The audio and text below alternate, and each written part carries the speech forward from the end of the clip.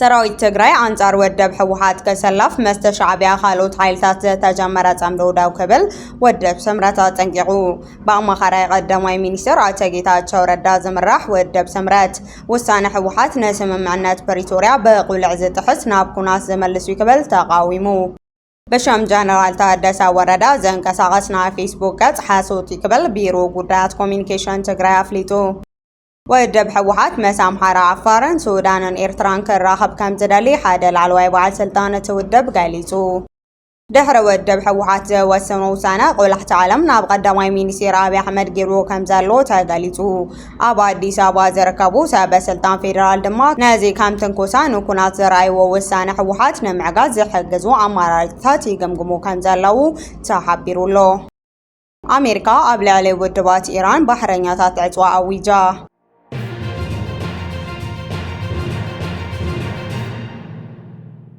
ሰላም ጣና የሃበላይ ተኸታተልቲ ትግርኛ ዜና ነዚ ሰዓት ዝሓዝናዮም ዜናታት በቀንድ ነጥብታት ፈሊምናዮለና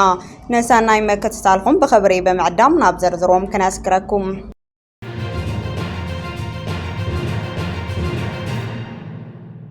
በአማኻሪ ቀዳማይ ሚኒስትር አይታ ጌታቸው ረዳ ዝምራሕ ወደብ ሰምረት ወሳነ ህወሓት ነስምምዕነት ፕሪቶሪያ በቁልዕ ዝጥዕስ ናብ ኩናት ዝመልሱ ክብል ተቃዊሙ ወደብ ዲሞክራሲ ሰምረት ትግራይ ማእኸላይ ኮሚቴ ህወሓት ነቲ ቅድሚ ኩናት ዝነበረ ቤት ምክሪ ክልል ናብ ስራሕ ንምምላስ ዘሕለፎ ውሳነ ንዘላቂ ውዕል ሰላም ፕሪቶሪያ በቁልዕ ዘፍርስ ንትግራይ ዳግም ናብ ኩናት ዘመልስ ሓደገኛ ውሳነ ምዃኑ በመግለጹ በትርኾኒንዎ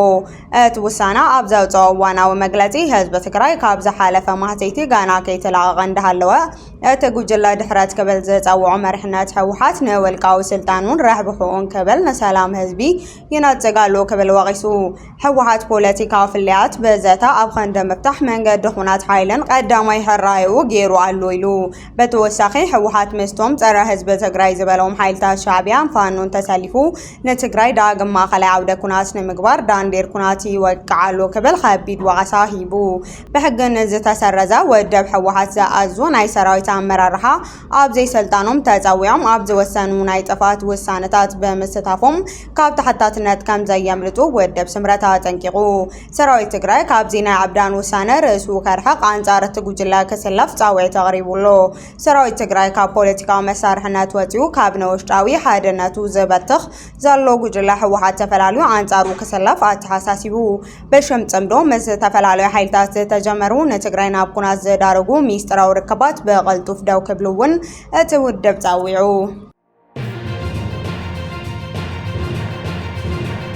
ወሳነ ህወሓት ንህዝቢ ትግራይ ናብ ካልኣይ ዙር ሓደጋ ዝመለስ ኣዋጅ ጥፍኣት እዩ ክብል ወደብ ወለዱ ትግራይ ንውሳነ ማእኸል ኮሚቴ ህወሓት ተቃዊሙ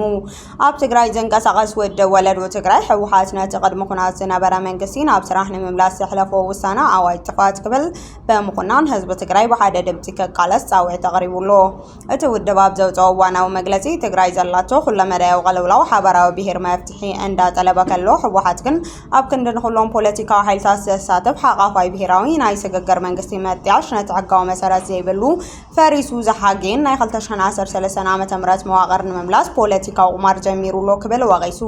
ወደብ ወለዶ ነቲ ህወሓት ዘኣወጀ ውሳነ ንሉዓላዊነት ስልጣን ህዝቢ ትግራይ ብዕሊ ዝጥሕስ ትካል ኣሰራርሓ ዘፍርስ ሓይሊ መልጣዊ ምንቅስቃስ ምዃኑ ገሊጹ እዚ ውሳነ ስምምዕነት ፕሪቶሪያ ብምጥሓስ ህዝቢ ናብ ካልኣይ ዙር ኩናት ዝምለስ ኣዋጅ ጥፍኣት እዩ ክብል ኮኒንዎ እቲ ውድብ ኣብ መግለፂኡ ህወሓት ካብ ስሕተቱ ዘይምሃር ንጉጅለ ረብሕኡ ጥራይ ዝሓስብ ሓይሊ ክብል ድሕሪ ምግላጹ ታሪካዊ ጸላት ህዝቢ ትግራይ መሓዙቱ ብምግባር ትግራይ በዓል ዋና ኣብ ዘይኮነትሉ ናይ ባዕዱ ኩናት ክትሕላ ህዝቢ መጋበርያ ክገብር ይፀራሉ ክብል አጠንቂቁ እዚ ድማ ንወለዱ ትግራይ ናብ ዘየኣለም መከራን ዝዳግር እምበር ብሄራዊ መዋጽኦ ከም ዘይኮነ ኣስሚሩሉ ህዝቢ ትግራይ ካብ ዝተገደሰሉ ዘይዛሪ ብርሰት ንምድሓን ኣብ ውሽጢ ዓድን ወፃን ዘሎ ህዝቢ ትግራይ ነዚ ናይ ጥፍኣት ውሳነ ብሓደ ድምፂ ክነጽጎ በጽንዓት ክቃለሶ ፃዊዑ ኩሎም ሓይልታት ትግራይ ኣፈላላይ ንጎኒ በመግዳፍ ህዝቢ ዓድን ንምምሕዳር ብሓባር ክሰርሑውን ኣተሓሳሲቡ ኣብ መወዳእታ ወደብ ወለዶ ኣብ ትግራይ ካብ ዝኾነ ይኹን ኣብ ደገ ፖለቲካዊ ጽልዋ ነፃ ዝኾነ ምርግጋዕ ክሳብ ዝገልጽ ቃልሱ ከም ዘቕጽል ኣረጋጊጹሎ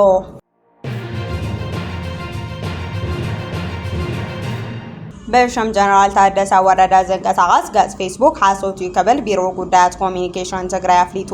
ሽምን መንነትን ፕሬዝዳንት ጊዜያዊ ምምሕዳር ትግራይ ጀነራል ታደሰ ወረደ በመጥቀም ኣብ ማሕበራዊ ሚድያ ዘመሓላለፍ ሓበሬታ ፍጹም ሓሶት ምዃኖም ቢሮ ጉዳያት ኮሚሽን ትግራይ አፍሊጡ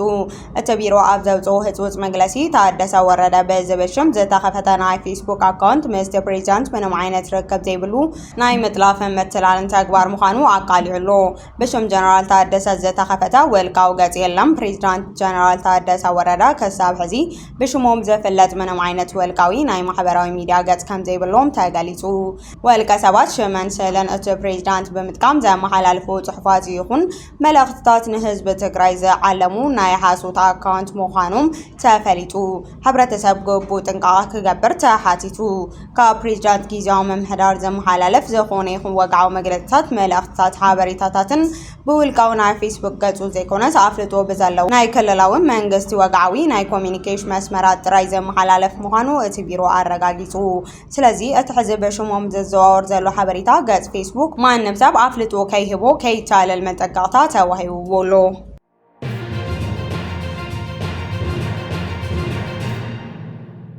ወደብ ሕወሓት ምስ ኣምሓራን ኣፋርን ሱዳንን ኤርትራ ክዘራረብ ከም ዝደሊ ሓደ ላዕለዋይ በዓል ስልጣን እቲ ወደብ ገሊጹ ትካል ዜና ፈረንሳይ AFP ሎሚ ኣብ ዘውፅኦ ጸብጻብ ሕወሓት ነቲ ነባር ቤት ምክሪ ክልል ትግራይ ናብ ስራሕ ንክመለስ ዘሕለፈ ውሳነ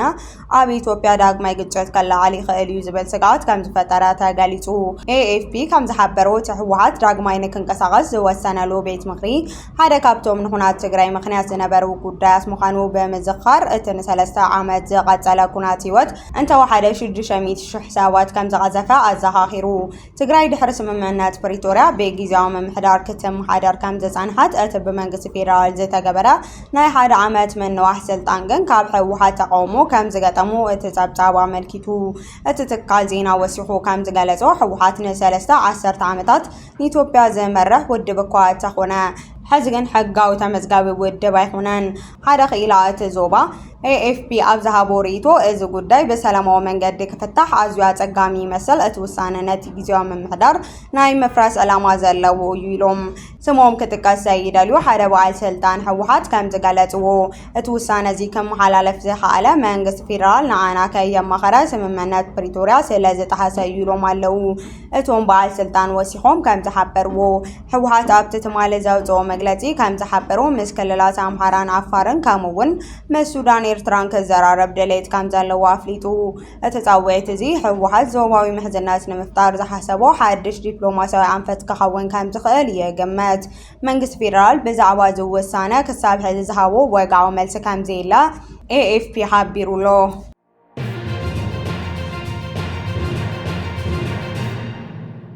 በተዛማዲ ዜና ድሕሪ ሕወሓት ዝወሰኑ ውሳነ ቆላሕቲ ዓለም ናብ ቀዳማይ ሚኒስትር ኣብይ ኣሕመድ ጌብሩ ከም ዘሎ ተገሊጹ ሕወሓት ነቲ ቅድሚ ኩናት ዝተመረጸ ቤት ምክሪ ክልል ናብ ስራሕ ንምምላስ ዘሕለፈ ውሳነ ምስ ኣዲስ ኣበባ ዘሎ ውጥሪ ናብ ዝለዓለ ብርኪ ኣብፂሕዎሎ እዚ ምንቅስቓስ እዚ ድሕሪ ስምምዕነት ፕሪቶርያ ተፈጢሩ ዝነበረ ተኣፋፋይ ፖለቲካ ኩነታት ዳግማይ ኣብ ሕቶ ምልክት ዘነብር እዩ መራሕቲ ሕወሓት ነዚ ስጉምቲ ከም ሕጋዊ ፖለቲካዊ ምዕረይታ ገይሮም እኳ እንተቕረብዎ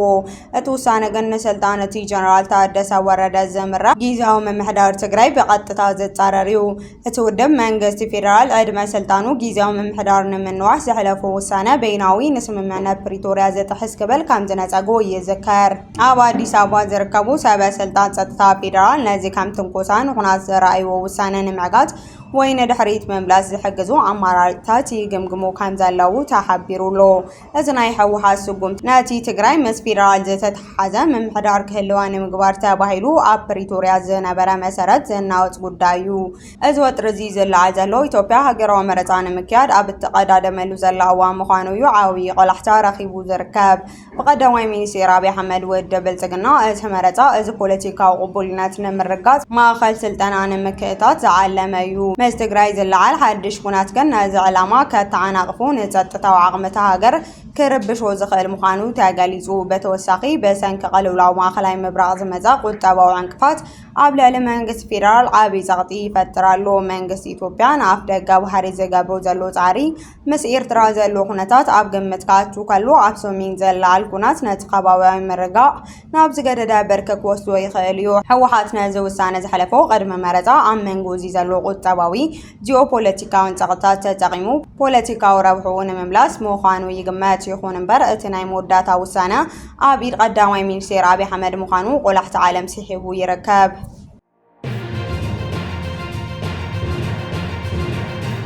مس أشباري الشباب كان سرحنا مبال لحزب تግራይ ቦምብ ከም ሕቋፊዩ ክትብል ወይዘሮ ኬርያ ኢብራሂም ገሊጻ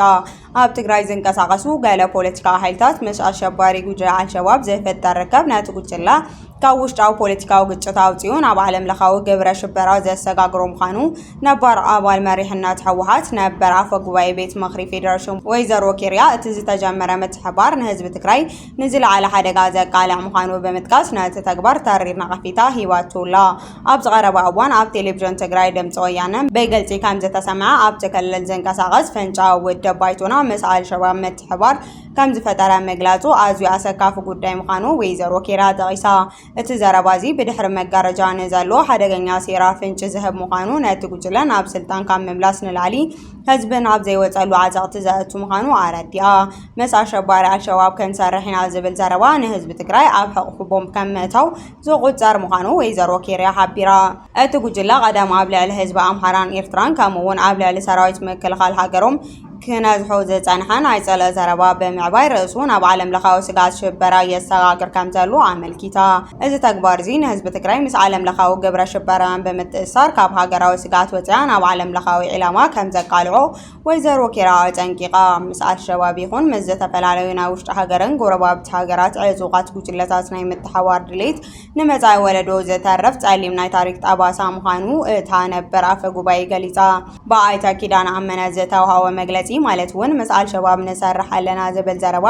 ኣብ ሕብረት ኣፍሪካን ካልኦትን ዓለም ለኸ ትካላት ውን ከም ዝተልዓለ ተገሊጹ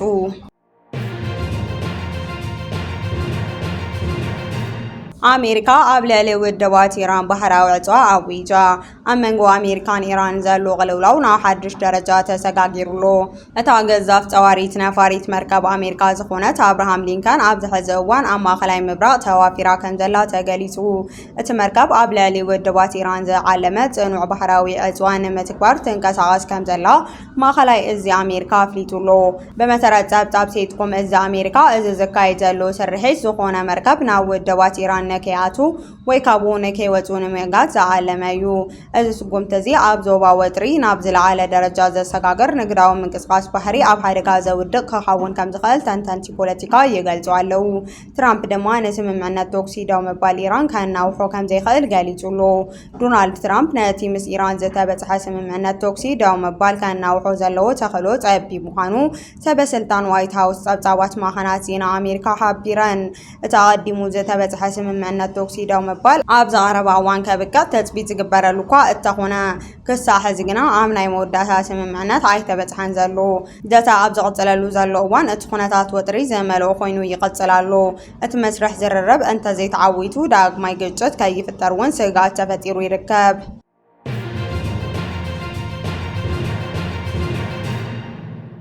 كبراتن فتواتن تختاتلتي زيناتاتنا نساس زدالنايوم حدش معبالتاتن اوانا وحبريتاتاتن ابزازازي من لنا نمك تسالفهم نمسكن